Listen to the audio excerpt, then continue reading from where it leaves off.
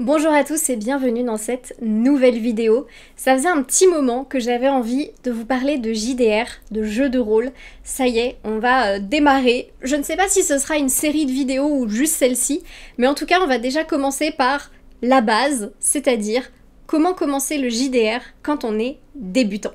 Alors moi, ma première expérience de JDR, elle remonte à 2018 ou 2019, je ne sais jamais parce que j'ai un peu perdu le fil, mais c'est l'année où je suis allée aux Imaginales.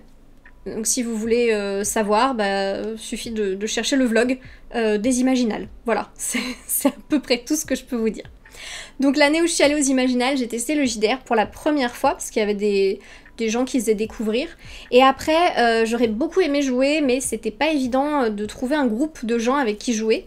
Et j'en ai refait un petit peu en 2021 via internet, j'ai pas trop aimé l'expérience.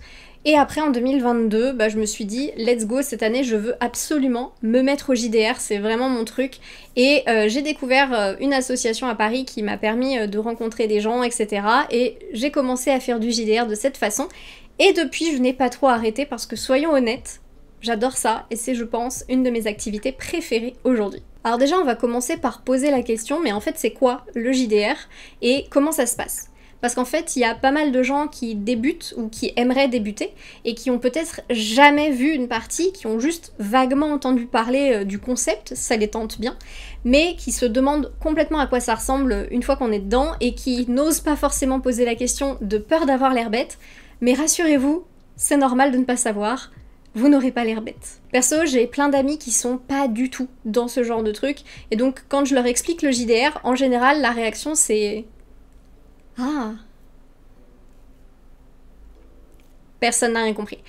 Parce que c'est assez difficile à expliquer, donc je vais essayer de le faire comme si vraiment vous n'aviez aucune idée de ce que c'est pour que vous puissiez comprendre. Le JDR, c'est une forme de jeu où chaque joueur va créer son propre personnage selon une grille préétablie et va venir à table jouer avec d'autres personnes en incarnant ce personnage. Ok, donc concrètement, à quoi ça ressemble ? En fait, on est tous les joueurs assis autour d'une table avec devant nous notre feuille de personnage, donc celle qui décrit le personnage que l'on est, un papier et un crayon si on a envie de prendre des notes, et en général des bonnes choses à manger et à boire parce qu'une session, ça dure un petit moment. Il y a une personne à table qui ne joue pas, qui n'est pas un joueur, c'est celui qui s'appelle le MJ ou le maître du jeu, et lui, c'est celui qui va faire jouer le scénario aux autres joueurs, c'est lui qui va les diriger dans l'aventure, c'est lui qui va leur faire rencontrer les autres personnages et les incarner, c'est lui qui va faire les monstres, c'est lui qui va en fait décider de tout. En gros, c'est le MJ qui va faire vivre l'aventure aux autres joueurs et qui va les emmener dans l'univers du jeu. C'est une personne qui va être capitale à table. S'il n'y a pas de MJ, il n'y a pas de JDR.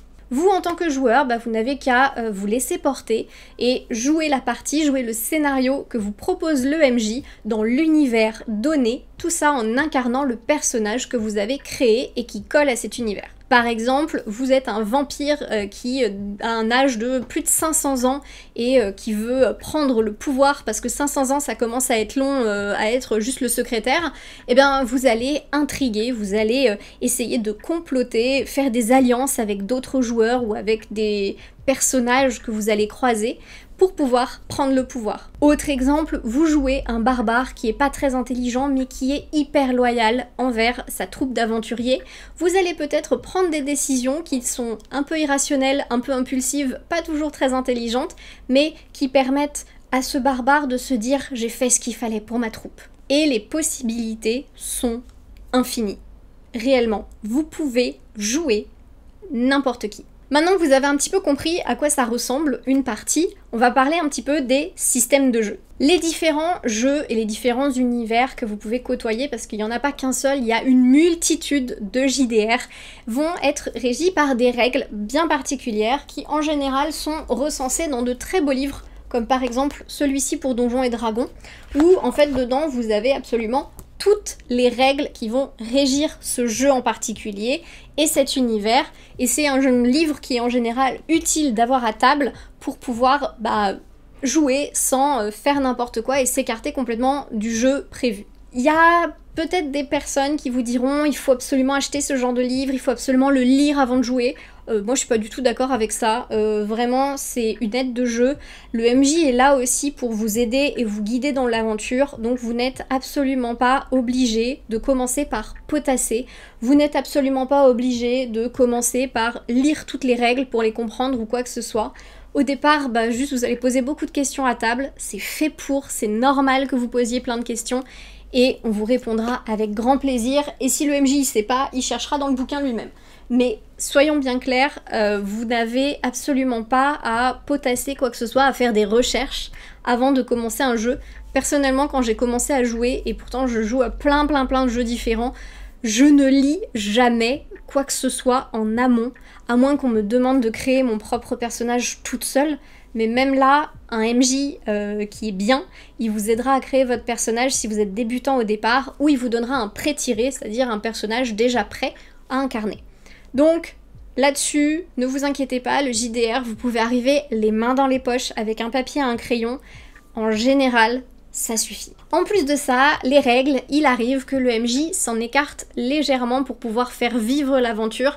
C'est lui qui choisit, c'est son choix à lui, c'est lui qui doit décider à quel point il va s'écarter un tout petit peu ou pas des règles pour vous aider à vivre la meilleure aventure possible. Malgré ces légères déviations, les règles, c'est celles auxquelles vous allez devoir vous référer pour pouvoir jouer correctement à un jeu. Pour avancer dans l'aventure, le MJ va régulièrement vous demander de faire des tests. Donc par exemple, imaginons vous voulez fouiller une pièce et voir si vous trouvez un indice.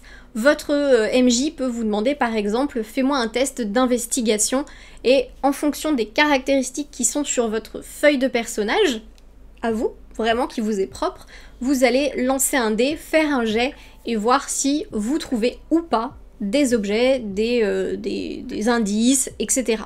Mais tout ça, ça dépend complètement du jeu auquel vous jouez. Le système de jeu varie en fonction du JDR que vous allez faire, donc je ne vais pas rentrer dans les détails.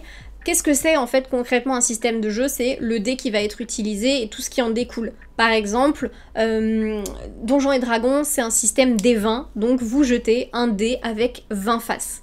Il y a Cthulhu, c'est un dé 100. Dans Vampire, c'est des dés 10. Oui, c'est ça, des dés 10. Il y a Star Wars D6 avec un bon vieux D6. Bref, il y a plein de systèmes de jeux différents qu'on aime plus ou moins d'ailleurs. Et c'est pas la peine de connaître par cœur toutes les règles. Juste, le MJ va vous indiquer au début de jeu comment ça marche. Ne vous inquiétez pas. Là aussi, à force de jouer, vous allez découvrir plein de systèmes différents et peut-être en découvrir certains que vous aimez plus que d'autres. Par exemple, mon préféré, c'est le système D6, pas du tout le D20, donc voilà, on a chacun nos systèmes préférés. Ensuite, on va parler d'une autre partie de l'explication de ce qu'est le JDR qui peut faire un petit peu plus peur. Il s'agit du RP, c'est-à-dire le roleplay. Le roleplay, c'est ce qui peut faire un tout petit peu peur quand on ne connaît pas du tout le JDR et qu'on veut débuter, c'est-à-dire en fait se mettre dans la peau de son personnage et vraiment jouer le personnage. Personnellement, je trouve que le RP, c'est ce qui donne toute la saveur à une partie et c'est sans conteste ce que je préfère dans le JDR.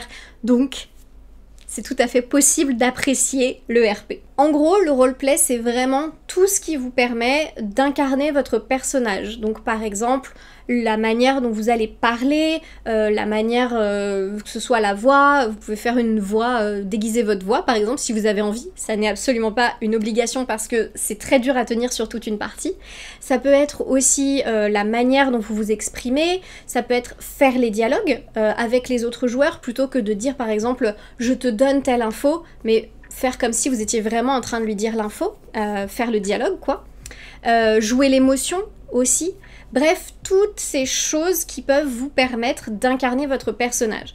Vous n'avez aucun besoin de faire une voix qui n'est pas la vôtre, de vous déguiser ou je ne sais quoi. Non, c'est vraiment une attitude, c'est vraiment vous mettre dans la peau du personnage, incarner votre personnage tel que lui il parlerait et non pas vous. Je sais que ça peut faire un petit peu peur le roleplay, surtout quand on est un peu timide ou qu'on n'a pas l'habitude. Personnellement, c'est pour ça qu'à table, ça m'arrive très souvent d'être celle qui lance le roleplay parce que personnellement, je trouve qu'une table sans roleplay, c'est trop triste. Donc j'adore quand il y a beaucoup de RP et j'incite souvent les autres joueurs à le faire en le faisant moi-même, tout simplement pour casser cette idée qu'on va avoir l'air ridicule. On n'a jamais l'air ridicule à une table de JDR, surtout si on fait son personnage.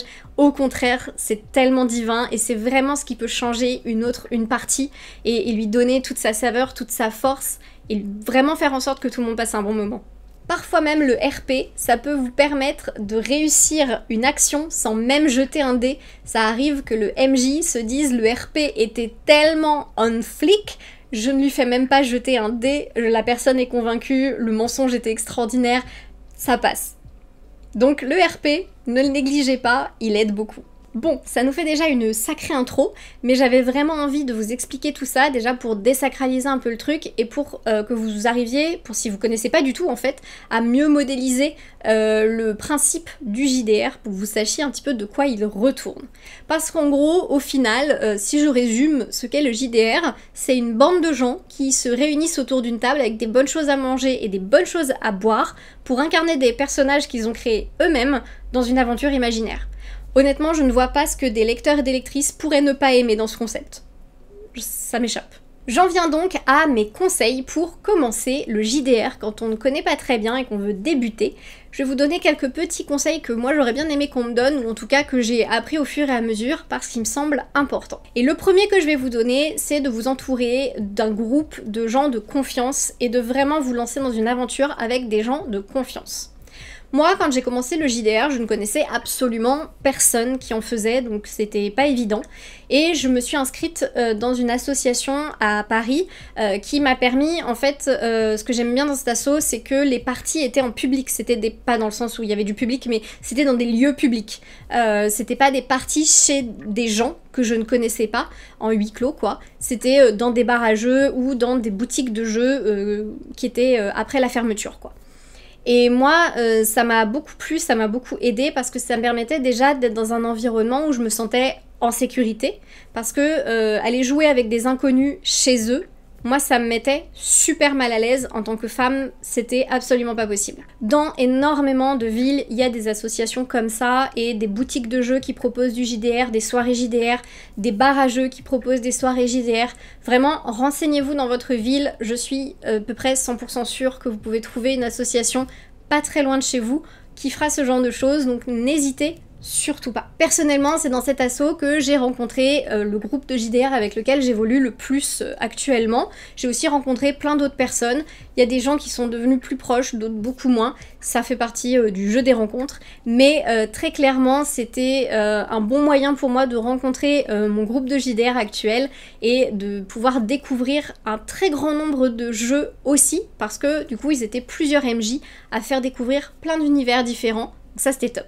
Du coup, le groupe avec lequel je joue le plus maintenant, c'est ceux avec lesquels je suis le plus à l'aise. Je peux me permettre encore plus de choses. J'ai l'impression de pouvoir vraiment évoluer dans ma façon de jouer. Et ça, c'est super cool. Et très clairement, c'est avec eux que j'aimerais me lancer en tant que MJ et personne d'autre parce que je me sens à l'aise et en sécurité avec eux. Donc je sais que je peux tenter plein de nouvelles choses avec eux. Deuxième conseil, n'hésitez pas à dire si quelque chose vous dérange. Et ça va un peu avec le premier conseil parce que très clairement, c'est uniquement dans un groupe dans lequel vous vous sentez en confiance que vous pourrez faire ce genre de choses. Quand on est à table, dans un jeu, il y a des sujets qui peuvent être évoqués, il y a des choses qui peuvent, des situations qui peuvent arriver, qui font partie du jeu, avec lesquelles vous pouvez ne pas être à l'aise. Ça peut être de la violence, ça peut être des situations particulières. Bref, il y a des choses avec lesquelles vous pouvez ne pas être à l'aise, il faut absolument le dire et être très très clair là-dessus. Un petit trigger warning, dire moi je suis pas à l'aise avec cette situation, est-ce qu'on peut la modifier? Si vous êtes avec un MJ de confiance, il dira pas de problème et il modifiera son truc. C'est pas un souci. J'ai jamais rencontré de MJ qui dit bah c'est comme ça et pas autrement, donc casse-toi de ma table, mais très clairement s'il y en a un qui fait ça, pas de souci, je me lève et je m'en vais. Parce que un bon MJ, il vous mettra jamais dans une situation où vous êtes mal à l'aise. Si ça vous est arrivé, changez de MJ. Pareil, si vous sentez que quelque chose à table est en train un peu trop de dériver, une blague ou quoi que ce soit qui vous met mal à l'aise, dites-le. Un joueur fait quelque chose qui vous met mal à l'aise, qui vous gêne, dites-le. Surtout, ne restez jamais avec quelque chose qui vous déplaît pendant toute une partie. Soyez très clair là-dessus, vous avez parfaitement le droit de dire « Je suis désolée, mais là, je suis pas du tout à l'aise avec ce que tu es en train de faire. Je mets une petite pause là dans le jeu parce que ça me convient pas. Est-ce qu'on peut remettre le truc correctement parce que là, moi, je suis mal à l'aise. » Il n'y a pas de souci. Si vous êtes avec un groupe de confiance, vous savez que vous pouvez le faire et ça, c'est hyper important. Pareil, il peut arriver avec des joueurs jeunes, en général d'ailleurs, que vous vous retrouviez à table avec des gens qui sont là juste pour foutre la merde. Très clairement, je peux pas le dire autrement. Il y en a, ils sont là juste pour foutre la merde. Donc ils veulent forcément tuer tous les PNJ sans jamais les questionner, ils veulent voler leurs propres coéquipiers, même si on est dans la même équipe, ou les trahir d'une manière trop chelou, commencer des combats avec eux, ils veulent toujours en fait tout détruire, pas du tout suivre le scénario, l'histoire, et c'est hyper pesant ce genre de personnes. Ça en est des fois qui ont peut-être vu, ou je sais pas, des actual play ou des trucs où on voit des gens faire ça, je sais pas trop, et c'est très pénible et très désagréable. Donc n'hésitez pas à les recadrer aussi, à dire stop, en fait on s'amuse pas là, ou tout simplement à ne pas être ce genre de personnage si jamais vous en aviez l'envie, parce que non, c'est vraiment pas ok. Ensuite, mon conseil, je pense le plus important de toute cette vidéo, ça va être tester plein de jeux différents. Je sais, le plus populaire actuellement, c'est Donjons et Dragons. Ça, c'est très clair et très net. Il y a énormément de contenu sur ce jeu, que ce soit les actual plays de Critical Role, de AlphaCast avec Table Quest, de La Bonne Auberge. Il y a aussi Baldur's Gate qui est sorti, Vox Machina qui reprend Critical Role. C'est partout. Vraiment, Donjons et Dragons est absolument partout. On l'a vu aussi dans Stranger Things, donc toute la culture populaire reprend principalement ce jeu. Mais vraiment, Donjons et Dragons n'est pas le seul JDR qui existe au monde, qui n'est pas le seul univers dans lequel vous pouvez évoluer. Et, unpopular opinion, Donjons et Dragons n'est pas le meilleur, selon moi, JDR qui existe. Il y en a plein d'autres qui sont extraordinaires, peut-être même mieux des fois, ou en tout cas des univers qui peuvent plus parler à d'autres personnes. Donc, Donjons et Dragons, ça peut être une entrée. Mais soyons clairs, ne jouez pas qu'à ça, et n'hésitez pas à commencer avec un jeu qui n'a rien à voir. Il y a énormément d'univers dans le JDR. Moi, les univers que je préfère, va y avoir Vampire, la Mascarade, qui est, je pense, un de mes jeux préférés, où on incarne des vampires à plein d'époques différentes, et c'est génial. J'ai fait quand même une campagne de Star Wars D6 qui a duré 2 ans, donc je peux vous dire que j'aime Star Wars. Vous pouvez vous diriger vers des univers plus horrifiques, avec Cthulhu, avec Delta Green, ou même vers des univers plus branchés, un peu Buffy contre les vampires, avec East Texas University. Vous avez Mutant XY qui va être beaucoup plus post-apocalyptique, et encore c'est que des exemples, hein. Il y a une myriade de jeux dans ce genre d'univers. Cyberpunk aussi, tout ce qui est cyberpunk, moi j'aime bien, j'en ai fait quelques-uns, je trouve ça très très chouette. Le Far West, ça peut être cool, j'en ai fait un il y a pas très longtemps avec des super-héros, un peu à la The Boys, donc c'était très très cool. Il y a vraiment de tout, et vous pouvez vraiment tout jouer, et vous pouvez trouver du médiéval fantastique qui ne soit pas du Donjons et Dragons. Il y a plein d'autres choses aussi. Donc n'hésitez pas à tester plein de jeux. Si un MJ propose un jeu que vous ne connaissez pas, allez-y. Il y a des fortes chances pour que vous aimiez beaucoup l'univers. Moi, j'aime tous les univers. C'est très compliqué de trouver un univers que je n'aime pas du tout, parce que la manière dont le MJ va l'amener est souvent très intéressante. Mais il y a toujours des petites spécificités dans les jeux qui font que un univers ou un système de jeu va être encore plus amusant que Donjons et Dragons. C'est pour ça que je parlais de Vampire la Mascarade, parce que je trouve que c'est très très chouette, c'est très axé sur le RP. Oui, on jette des dés, mais c'est pas le plus important. Il y a aussi beaucoup de réflexion, beaucoup de complots. Il faut vraiment faire des petites machinations à droite à gauche. Moi j'adore, je trouve que ça marche super bien. C'est beaucoup d'intrigues politiques, moi je trouve ça très chouette. Mais il y en a plein d'autres qui ont plein de trucs différents, donc n'hésitez pas. En plus de ça, Donjons et Dragons, moi je trouve qu'il y a un petit problème avec ce jeu. Alors le système des 20, déjà je suis pas hyper fan, mais en plus de ça, ça dépend sur quel MJ vous tombez, mais vous pouvez tomber sur un MJ qui adore les combats, parce que c'est quand même un jeu pour faire des combats, et vous allez enchaîner les combats et c'est tout. Et des fois, bah, le RP il manque un peu. Donc, testez plein de jeux. Et mon dernier conseil, ça va être n'ayez pas peur d'avoir l'air stupide. Vous n'aurez jamais l'air stupide ou ridicule dans un JDR, soit parce que vous posez des questions, soit parce que vous faites du RP. Lancez-vous en fait. Allez-y. Vraiment, n'hésitez pas à incarner votre personnage, n'hésitez pas à poser plein de questions. Ne vous sentez jamais restreint ou restreinte. Allez-y à fond et lâchez-vous. C'est vraiment un moment où vous pouvez jouer, incarner quelqu'un d'autre, être dans le jeu le plus total. Donc allez-y, proposez des choses. Il y a des plans, il faut faire des plans des fois, il faut prévoir des infiltrations, il faut prévoir des choses. Allez-y, proposez des choses. Improvisez. Soyez vous-même en fait. Et allez-y à fond, parce que c'est ce qui fait toute la saveur d'une partie, et vous n'aurez jamais l'air ridicule si vous faites. Surtout pour un MJ, je pense que c'est toujours plus sympa d'avoir à table quelqu'un qui est à fond, qui est enthousiaste, qui a envie de s'y mettre. Si jamais vous sortez un peu trop du cadre du jeu ou qu'il y a quelque chose qui va pas, on vous le dira gentiment, il n'y aura pas de souci là-dessus et on vous dira attention, là tu vas beaucoup dans ce truc-là, c'est pas trop le jeu, peut-être que ce serait bien de recadrer un petit peu. Regardez un peu ce qui se passe autour de vous, mais franchement, allez-y à fond et lâchez-vous, faites-vous plaisir. Et surtout, n'hésitez pas, prenez vraiment, pour moi le JDR, faut pas oublier que c'est juste un jeu, et que c'est un moyen de s'amuser, et que c'est un moyen d'expérimenter des choses. Donc, testez plein de jeux, vous n'avez pas besoin de potasser quoi que ce soit avant, juste allez-y, lancez-vous, et allez-y à fond, vous n'aurez jamais l'air ridicule. Et je pense que là-dessus déjà, vous avez un bon démarrage de JDR. Voilà, cette vidéo touche déjà à sa fin, j'espère que ça vous aura plu, j'espère que ça aura répondu à des questions, si vous en aviez, qui étaient un petit peu en suspens sur le JDR. Je sais pas si tout a été très clair, je trouve que c'est pas hyper facile d'expliquer le JDR à des personnes qui connaîtraient pas du tout, donc n'hésitez pas à me dire si ça vous a aidé, et surtout aussi, n'hésitez pas à me dire en commentaire si vous avez d'autres questions. Là, c'est une première vidéo sur le sujet, je sais pas trop s'il y en aura d'autres ou pas, j'avais très envie de faire celle-ci, mais il peut y en avoir d'autres, mais ça dépendra aussi un peu si vous avez des questions, s'il y a des sujets que vous aimeriez qu'on aborde, s'il y a des vidéos en particulier que vous aimeriez bien voir, que vous soyez débutant ou pas d'ailleurs, qu'est-ce que vous aimeriez voir comme contenu sur le JDR, ça m'intéresse de le savoir.